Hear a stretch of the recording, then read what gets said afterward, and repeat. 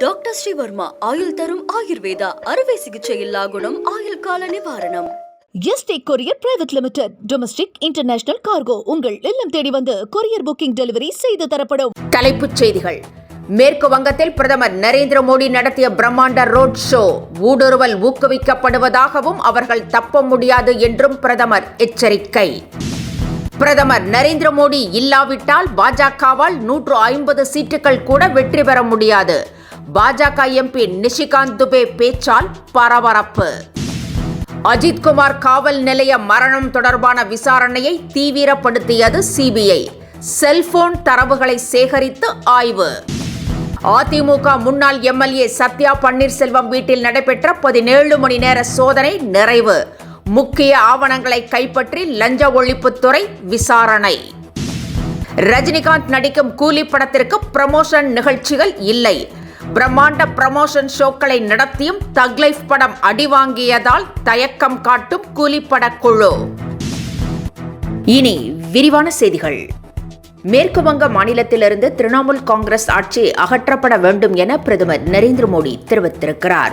மேற்கு வங்க மாநிலத்திற்கு சென்ற பிரதமர் மோடி அங்கு பிரம்மாண்ட ரோட் ஷோ நடத்தினார். நாட்டில் ஊடுருவல்காரர்களை ஊக்கப்படுத்துவதாகவும் அவர்கள் எந்த விதத்திலும் தப்பவிட முடியாது என்றும் பிரதமர் எச்சரித்தார். நீண்ட இடைவெளிக்கு பிறகு இந்தியா கூட்டணி தலைவர்கள் கூட்டம் டெல்லியில் இன்று நடைபெறுகிறது. நாடாளுமன்ற மழைக்கால கூட்டத்தொடர் விரைவில் தொடங்க உள்ள நிலையில் அந்த கூட்டத்தில் மேற்கொள்ள வேண்டிய அணுகுமுறைகள் குறித்து இந்தியா கூட்டணி தலைவர்கள் விவாதிக்க உள்ளனர்.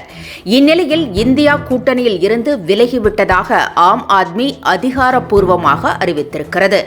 இன்றைய கூட்டத்தில் பங்கேற்காது என்றும் தெரிவித்திருக்கிறது. காவல்துறை பணியில் ஈடுபடும் இளைஞர்கள் கடமை தவறாமல் பணியாற்ற வேண்டும் என முதலமைச்சர் மு.க.ஸ்டாலின் அறிவுறுத்தியுள்ளார்.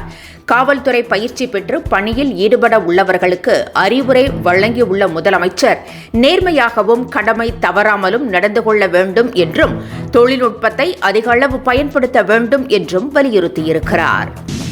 பெண் குழந்தைகள் தன்னை அப்பா அப்பா என அழைப்பதாக கூறி வரும் முதலமைச்சர் 10 வயது சிறுமியை ஒருவன் கடத்திச் சென்றபோது எங்கே சென்றிருந்தார் என இபிஎஸ் கேள்வி எழுப்பியுள்ளார். திருவாரூரில் நடைபெற்ற பிரச்சார பயணத்தில் பேசிய இபிஎஸ் காவல்துறையினர் நடுநிலையாக நடந்து கொள்ள வேண்டும் என்றும் மக்கள் வரி பணத்தில் ஊதியம் வாங்கும் காவல்துறையினர் நடுநிலை தவறி செயல்படக்கூடாது என்றும் எச்சரித்தார். முதலமைச்சர் மு.க.ஸ்டாலின் பேசும்போது 2000 போலீசார் வருவதாகவும் ஆனால் தனக்கு உரிய பாதுகாப்பு வழங்கப்படவில்லை என்றும் இபிஎஸ் குற்றம் சாட்டினார். இத்தனை ஆண்டு காலமாக கட்சி நடத்தி வரும் திமுகவினர் உறுப்பினர்களை கூவி கூவி அழைத்து சேர்க்கும் நிலையில் உள்ளதாக அண்ணாமலை விமர்சனம் செய்திருக்கிறார். 10 வயது சிறுமி கடத்தப்பட்ட நிலையில் குற்றவாளி கண்டுபிடிக்கப்படவில்லை என்றும் அவர் குற்றம் சாட்டினார். இம்முறை தமிழகத்தில் தேசிய ஜனநாயக கூட்டணி வெற்றி பெறும் என்றும் அண்ணாமலை தெரிவித்தார். அதிமுக முன்னாள் எம்எல்ஏ சத்யா பன்னீர்செல்வம் வீட்டில் லஞ்ச ஒழிப்புத்துறை போலீசார் நடத்திய 17 மணி நேர சோதனை நிறைவு பெற்றது. இந்த சோதனையின் போது கைப்பற்றப்பட்ட முக்கிய ஆவணங்களை லஞ்ச ஒழிப்புத்துறை போலீசார் ஆய்வு செய்து விசாரணை நடத்தி வருகின்றனர். முன்னதாக சோதனை நடைபெற்றுக் கொண்டிருந்த போது உடல்நலக் குறைவு ஏற்பட்டதாக கூறி சத்யா பன்னீர்செல்வம் மருத்துவமனையில் சேர்ந்தார்.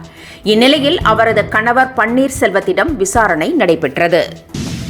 அரக்கோணம் வழித்தடத்தில் ஏற்பட்ட பழுது காரணமாக புறநகர் ரயில் சேவை கடுமையாக பாதிக்கப்பட்டது. இதனால் நீண்ட நேரம் காத்திருந்து கோபமடைந்த பயணிகள் புறநகர் ரயில் நிலையம் முனையத்தை முற்றுகையிட்டு வாக்குவாதத்தில் ஈடுபட்டனர்.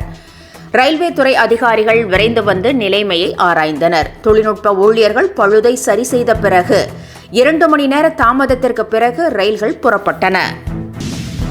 அகமதாபாத்தில் ஏர் இண்டியா விமானம் விழுந்து நொறுங்கி 240 பயணிகள் உயிரிழந்த சம்பவத்தில் பாதிக்கப்பட்டவர்களுக்கு இழப்பீடு வழங்க டாடா நிறுவனம் தீவிர நடவடிக்கை எடுத்து வருகிறது. இதற்காக அறக்கட்டளையை டாடா நிர்வாகம் தொடங்கியுள்ளது. நிறுவனத்தின் மூலம் இழப்பீடு வழங்க 250 கோடி ரூபாய் பங்களிப்பையும் அளித்திருப்பதாக தகவல் வெளியாகியுள்ளது. போலீஸ் விசாரணையின் போது இளைஞர் அஜித்குமார் உயிரிழந்த சம்பவம் தொடர்பான விசாரணையை சிபிஐ தீவிரப்படுத்தி உள்ளது. 5 சாட்சிகளை அதிகாரிகள் விசாரித்துள்ளனர். வழக்கில் கைதாகியுள்ள காவலர்களின் செல்போன்களையும் கைப்பற்றியுள்ளனர். அவர்கள் சம்பவத்தன்று யாரிடம் பேசினார்கள் என்பது குறித்த தரவுகளை சேகரித்து ஆய்வு நடத்தி வருகின்றனர். தக் லைஃப் படம் கொடுத்த அடியால் எந்த ஒரு ப்ரமோஷன் நிகழ்ச்சிகளையும் நடத்தப் போவதில்லை என கூலி படக்குழுவினர் முடிவு செய்திருப்பதாக தகவல் வெளியாகியுள்ளது. கமலஹாசன் சிம்பு நடிப்பில் மணிரத்னம் இயக்கத்தில் வெளியான தக் லைஃப் படத்திற்கு பிரம்மாண்ட ப்ரமோஷன் நிகழ்ச்சிகள் நடத்தப்பட்டன. ஆனால் படம் சரியான அடி வாங்கியதால் அதுபோன்ற நிகழ்ச்சிகளை நடத்துவதில் எந்த பலனும் இல்லை என கூலி படக்குழு முடிவு செய்திருக்கிறதாம். இத்துடன் செய்திகள் நிறைவடைந்தன. மீண்டும் பிற்பகல் 1 மணிக்கு சந்திக்கலாம். வணக்கம். என்றும் உங்களுடன் மை இந்தியா. முக்கிய செய்திகளை உடனுக்குடன் தெரிந்து கொள்ள சப்ஸ்கிரைப் பண்ணுங்க, பெல் பட்டனை பிரஸ் பண்ணுங்க. என்றும் உங்களுடன் மை இந்தியா. டாக்டர் ஸ்ரீவர்மா ஆயுள் தரும் ஆயுர்வேதா அறுவை சிகிச்சை இல்லா குணம் ஆயுள் கால நிவாரணம். Yesterday courier private limited domestic international cargo உங்கள் இல்லம் தேடி வந்து கொரியர் புக்கிங் டெலிவரி செய்து தரப்படும்.